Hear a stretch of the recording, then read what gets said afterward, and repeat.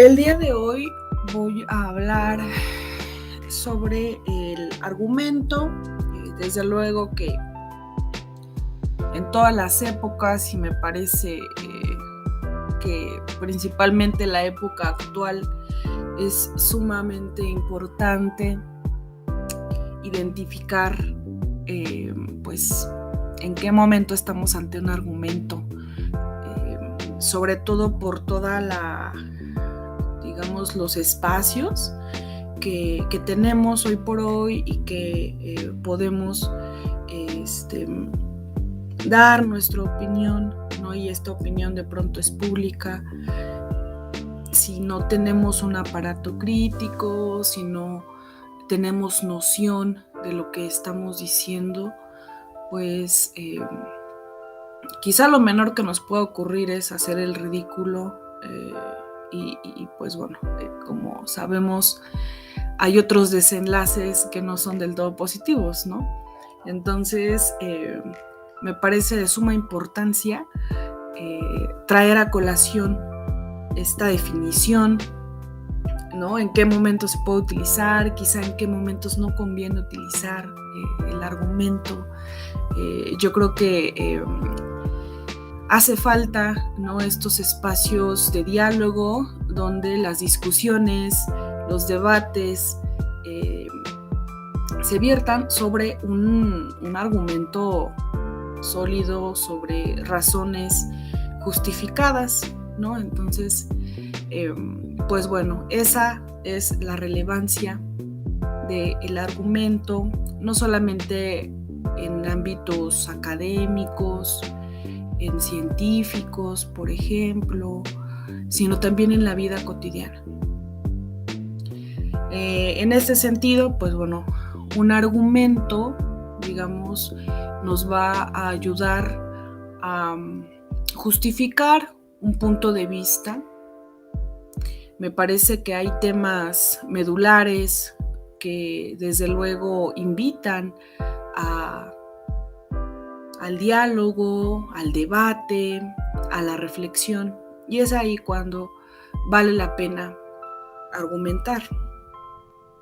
Otros temas quizá no sean interesantes, pues ya que aluden quizá a una cuestión subjetiva de gusto de la persona, y que bueno, ahí me parece no vale la pena argumentar. Si una persona quiere justificar un gusto, me parece innecesario, ¿no? Pero hay temas que son públicos, hay temas que se prestan al diálogo, a la discusión, ¿no? Por ejemplo, ¿qué entendemos por democracia actualmente?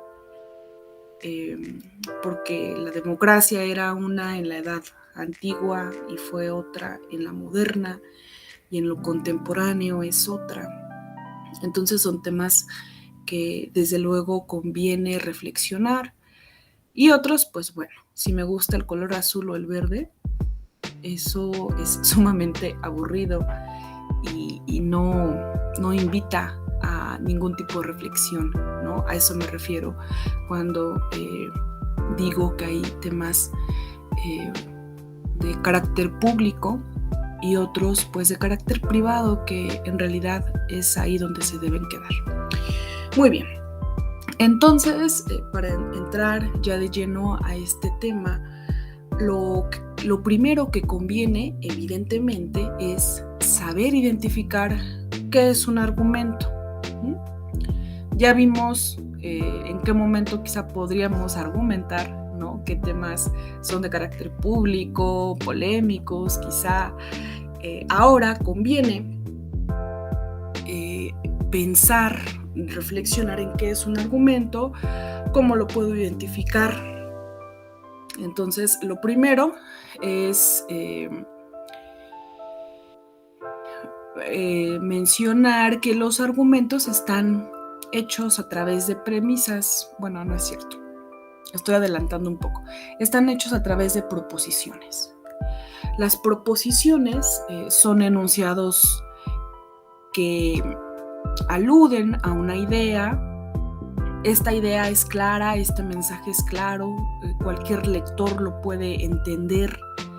Y si hay algo oscuro dentro de las proposiciones que estamos usando, quizá debemos ser más cuidadosos y pensar más en, ya sea en nuestro lector o en nuestro receptor en caso de una discusión, porque cuando hablamos de argumentación también hablamos de claridad. Y si usamos conceptos oscuros o si usamos conceptos que ni siquiera nosotros mismos o nosotras mismas podemos entender, pues bueno, esto, digamos, resta puntos a nuestra capacidad para vertir nuestra opinión, para justificar un punto de vista, si desde el lenguaje ya es opaca la idea. Entonces, bueno, la proposición es aquella oración que enuncia una idea completa, que esta idea es clara, que se entiende. Y desde luego, bueno, también tiene un valor de verdad, es decir, está sujeto, ¿no? Sujeto a esta comprobación. Si yo digo hoy es lunes,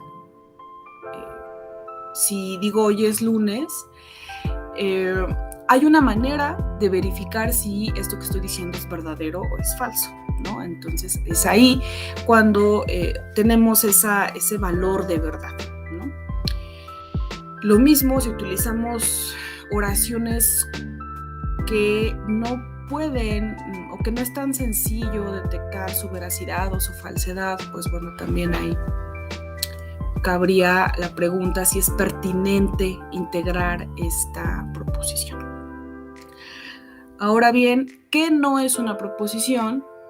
Lo que no es una proposición son las preguntas, ya que la naturaleza de las preguntas, pues no, si bien enuncian una idea completa, porque cuando pues bueno, decimos cuántos años tienes, cómo te llamas, tienes novio, entendemos a lo que refiere ese cuestionamiento.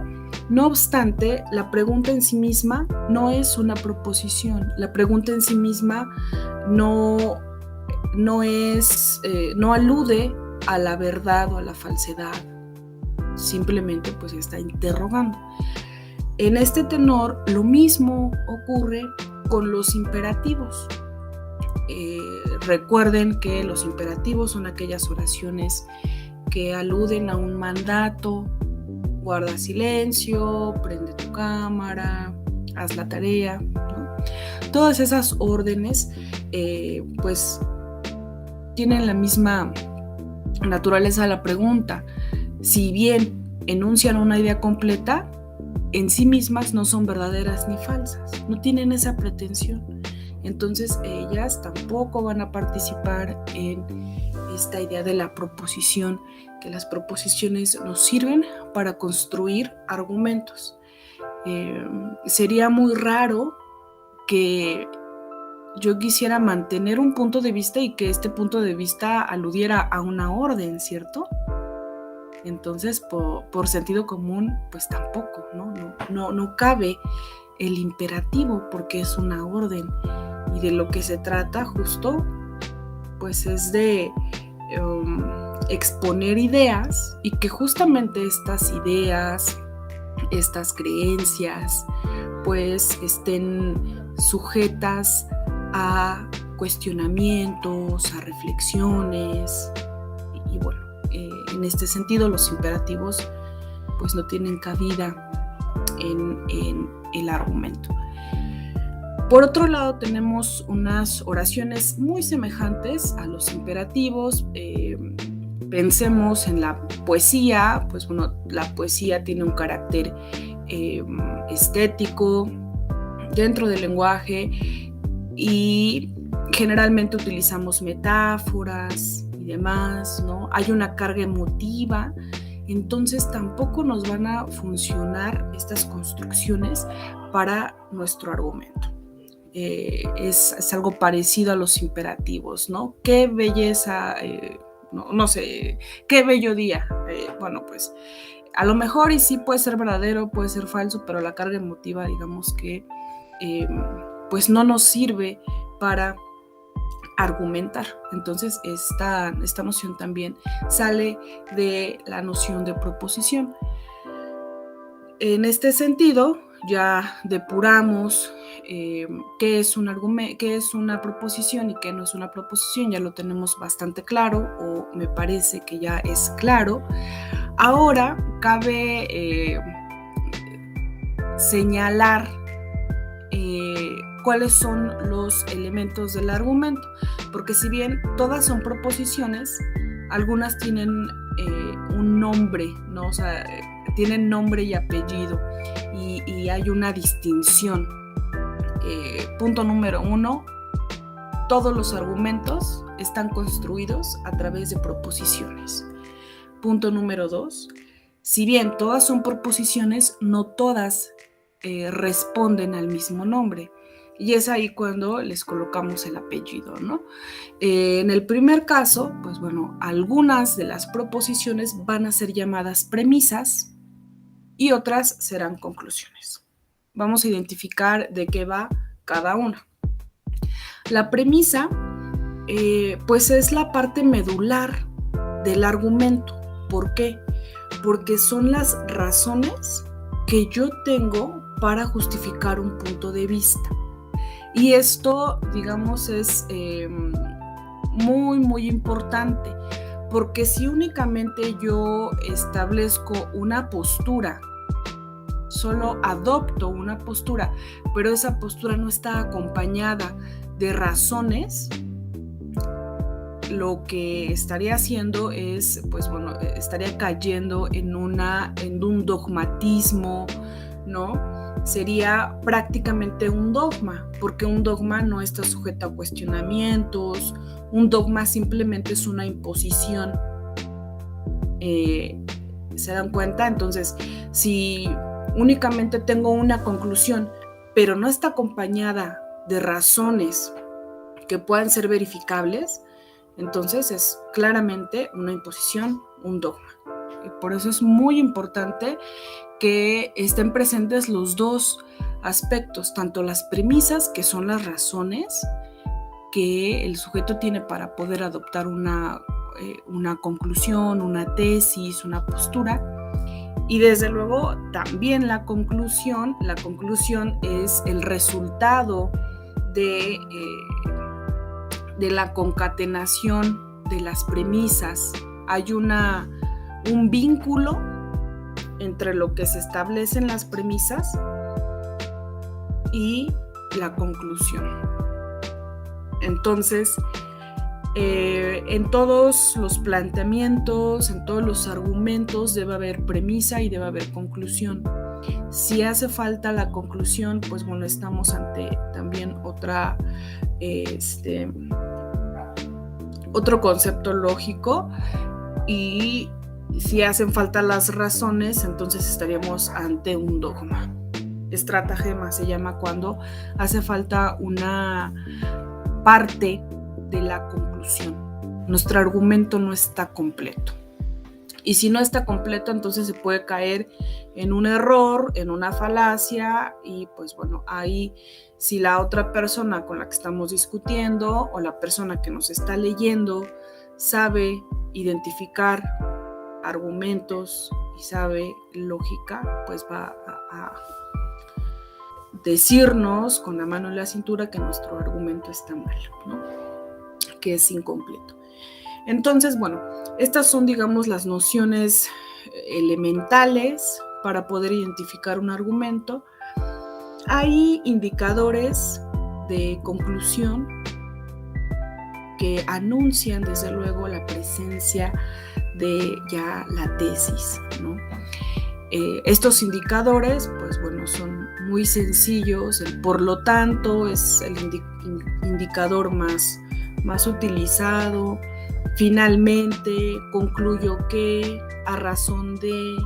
Entonces son indicadores que me van a facilitar la presencia de la conclusión, ¿no? Ya sé que se está anunciando la conclusión. En este sentido, si bien podemos observar que la conclusión se anuncia a través de un indicador, también es importante saber que la conclusión no siempre va a aparecer al final. A veces, y eso depende del estilo del investigador o de la persona que está argumentando, a veces primero se coloca la conclusión y después las premisas. Primero digo, estoy en contra o estoy a favor del aborto. Esa sería mi tesis. Y después digo por qué. No hay un orden riguroso donde primero las premisas, después la conclusión, o primero la conclusión, después las premisas, ¿no? Entonces, eso es importante detectarlo porque en diferentes autores, digamos, encontramos estas versiones. ¿En qué momento no es negociable? Pues bueno, como lo había mencionado anteriormente, si faltan las razones o si falta la conclusión, pues bueno, es un trabajo que no vale la pena, que no está completo y pues muy fácil de cuestionar, ¿no? Es una forma mala de argumentar, sino es que, bueno, obviamente no. Si sabemos detectarlo, nos vamos a dar cuenta de inmediato y vamos a abandonar ese trabajo y no lo vamos a utilizar, no lo vamos a pensar. Y bueno, esos son los elementos fundamentales del argumento. En el próximo audio, en el próximo video, estaremos analizando los tipos de argumentos. ¿Cuántos tipos de argumentos existen? ¿Cómo los identificamos? Y pues bueno, esto nos va a ayudar bastante. Por mi parte sería todo. Hasta luego.